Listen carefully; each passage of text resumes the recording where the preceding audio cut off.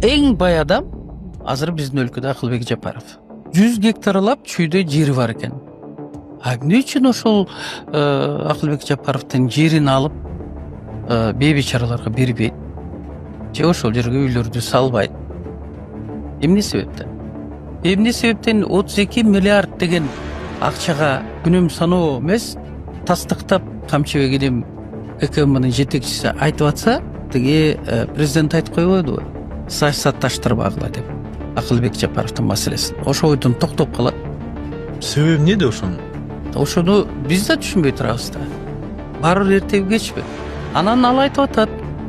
Баягы премьер-министрликке бекитилип атканда, менин аялым конфет менен иш алып барат, биздин байлыгыбыз ошол жакта деп. Кечирип койсоңор, дүйнө жүзүн, көптөгөн дүйнө жүзүн кыдырып чыгып, мен көргөн жокмун конфет сатып туруп, анан ошондой чоң гостиница салган. Дамас. Ошондой гостиница салган, конфет сатып туруп, мен көргөн жокмун. Америкадан да көргөн жокмун. Европадан да көргөн жокмун ошондой бизнесменди. Эгерде мен акыйкаттуулукту таппасам, бейбичара каяктан акыйкаттуулукту табат деген сөздү айткым келип атат да.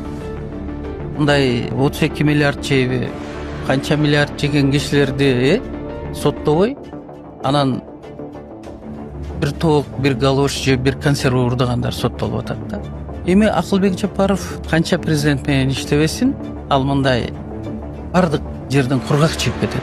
32 миллиард налоговый системасынан аракка болгон акцизден, буну мен айткан жокмун, муну генерал Ташиев айтып атат. Акылбек Жумуш боюнча эки оор сөз айтып беребиз. Салык кызматында иш боюнча суралып чыгуу байланыштуу андай эмес. Эми бири биринде байланышы бар үчүн кетип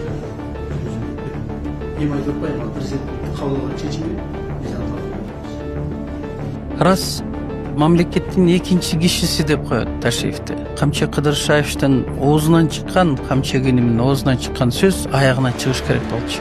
Жазасын алыш керек болчу. Олар бул кылмышты өтөө мындай бекитип, даярдап, ички көрбөй турган кылып, ички билбей турган кылып даярдашкан.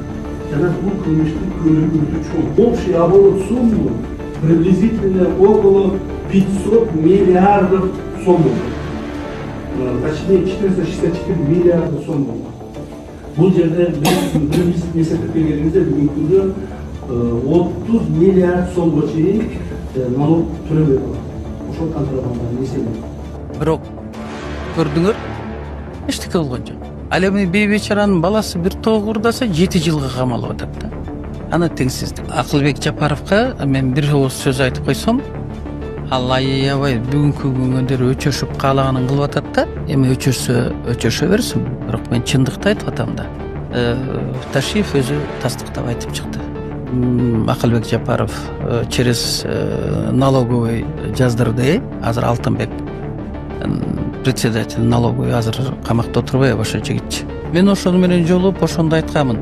Алтынбек өзүнөн сурасаңар да болот. Ушул коррупционный схемада сен күнөөлүү болуп, сен гана камалып кетесиң деп. А жогору жакта сени ушуга түпкөндөр камалбайт деп.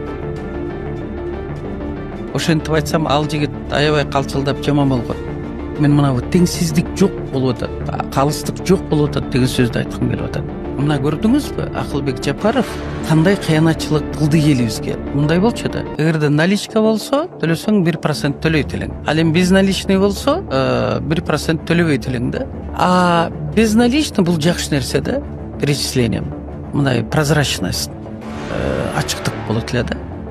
Ошол жакшы мыйзам болчу да.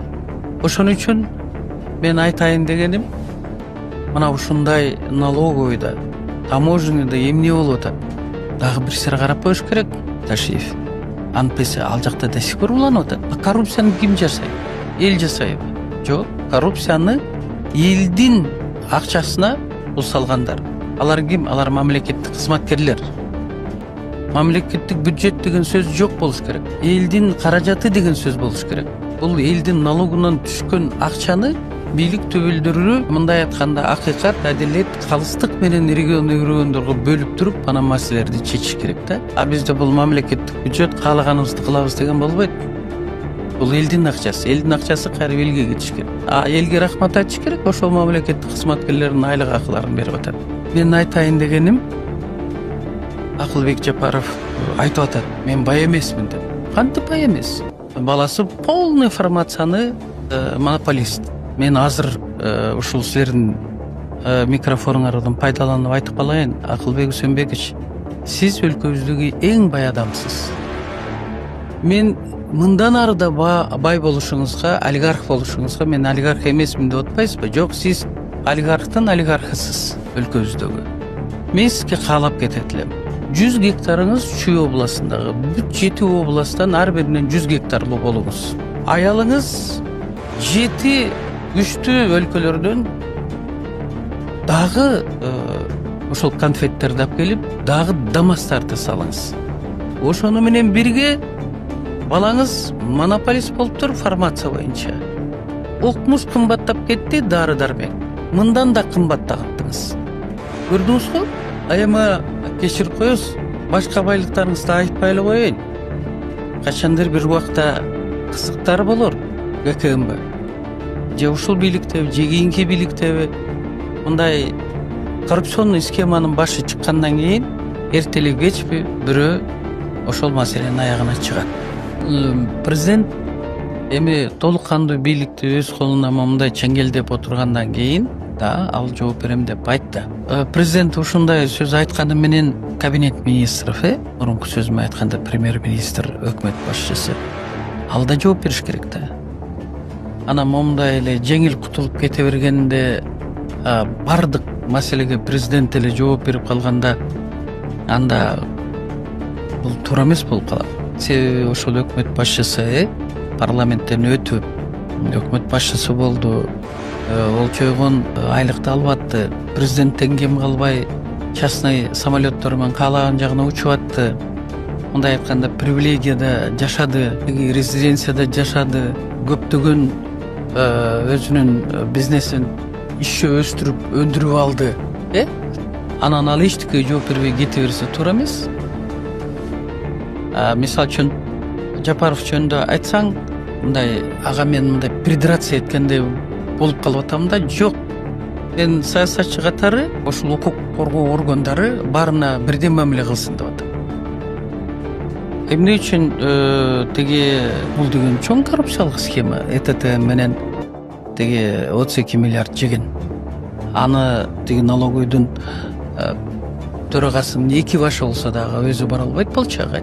Бул көйгөйлөрдү эки дос билет, бирок эми билсе дагы биз айтып коюшубуз биздин парзыбыз саясатчылардын. Мына мисалы үчүн азыр чоң бир прецедент пайда болуп калды да. Мисалы үчүн Акылбек Жапаров 32га эми ГКМБнын жетекчиси айтып атса, баарыбыз тең аябай катуу бул сөздү кабыл алдык да. Анан эч бир неме болгон жок да. Суроо жаратууда, суроо деле жаратып, талкуу эле жаратып тең болгон жок да. Ишенбөөчүлүк бийликке. Алар өздөрүнүкүн сатпайт экен, өздөрүнүкүн камабайт экен, бейбичаралар гана мыйзам иштейт экен деген катуу ажырым пайда болду да. Анда ажырым пайда болууга бийлик жол бербеш керек. Элдин ишеничин жоготуп коюш оңой эле. Ал эми ишеничти кайрадан элге ишеничти алып келүү өтө кыйын.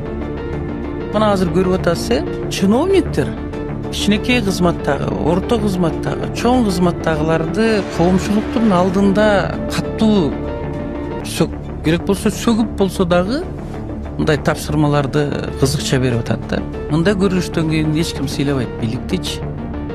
Эки иним эгер